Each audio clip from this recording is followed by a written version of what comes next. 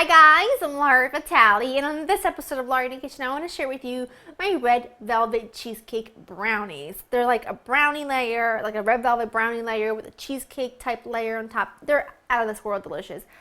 Definitely a treat that once in a while you are worth having. The ingredients you'll need are few and just kind of basic ingredients, starting with some granulated sugar, some unsalted butter that's been softened at room temperature, flour, all-purpose flour, cocoa powder, salt, red food coloring, just a drop of distilled white vinegar, vanilla extract, eggs, and then you'll need some cream cheese, another egg, and then some more sugar for the cream cheese layer.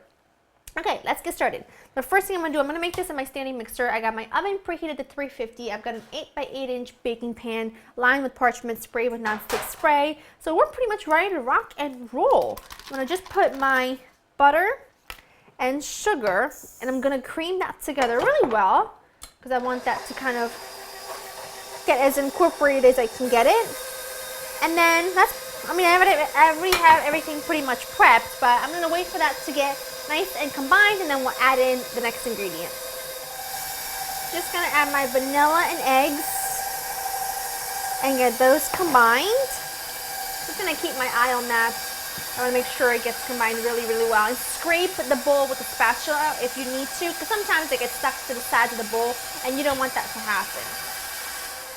I'm going to add my cocoa powder, and I'm going to do this because I want each ingredient I'm going to add to get really well incorporated. I'm just going to scrape the sides of my bowl really quickly. And sometimes when you're making a batter like a brownie batter, the cocoa doesn't get mixed in as well as I'd like it to, so I'm going to add that in now. And you're going to just kind of let that go in between each one.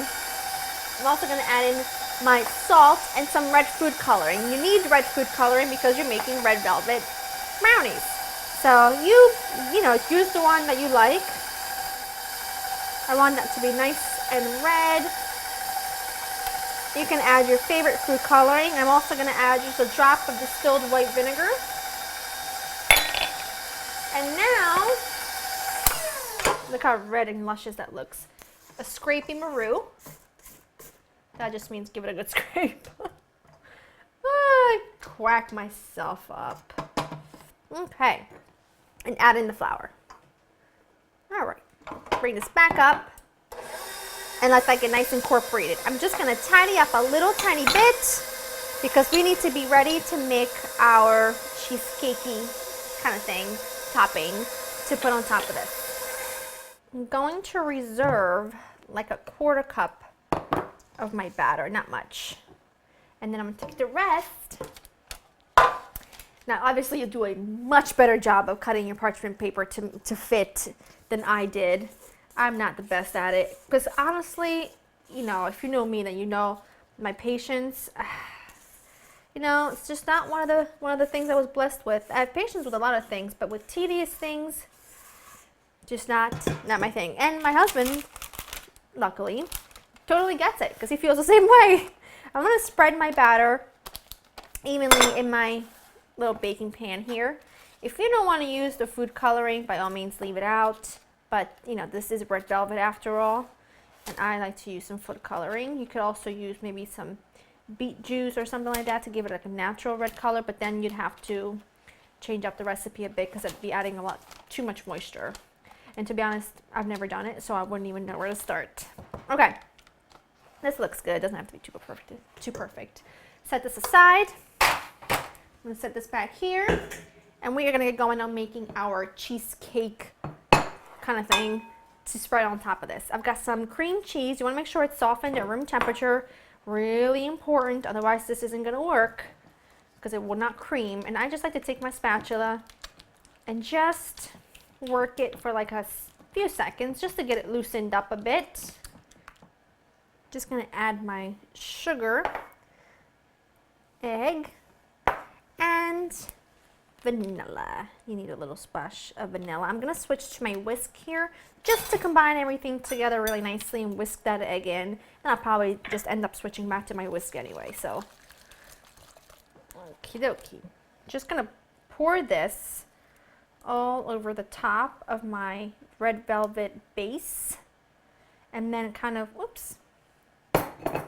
Go ahead and get these as even now as you can. Now these are something people go absolutely crazy for anytime I make them. I mean, it's red velvet, it's a brownie, and it's got like a cheesecake kind of thing on top of it. I mean, how can that be anything but fabulous?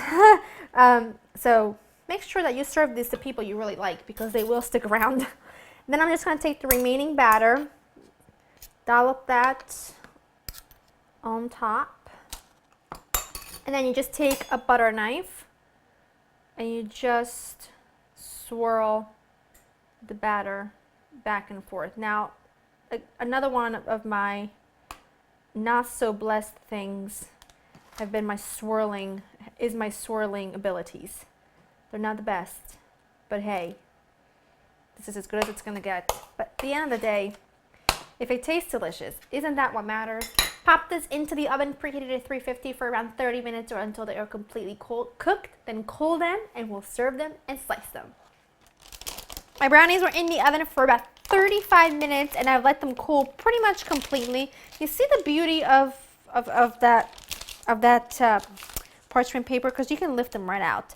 And now you can cut them. I mean, it does look beautiful, right? Even though I'm kind of challenged in that department on making things look good when it comes to swirling, but I'm pretty sure that well, it looks gorgeous. Just gonna cut them like so. We'll get 16 pieces out of this. You can make them smaller if you want to, of course, but I mean, I don't want to toot my own horn or anything. But they look pretty bomb and they are so good. I just want to place these on. I mean, look how beautiful they look.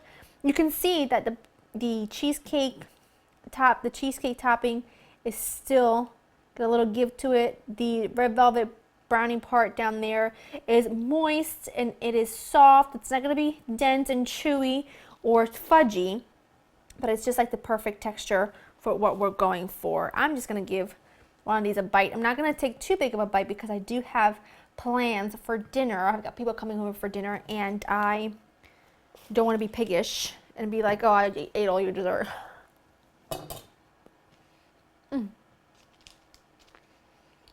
So dynamite. You can taste that cheesecake. Nothing is overly sweet at all. It's just incredible. These must be on your next must make dessert list because these are really, really delicious. They don't take very long to make at all. Easy to put together. Very impressive, if I do say so myself. LauraInTheKitchen.com will have you covered with the recipe. If you have any requests for future episodes, make sure that you leave them down below because I always read your comments. I hope you've enjoyed spending time with me, guys, and I'll see you next time. Bye-bye.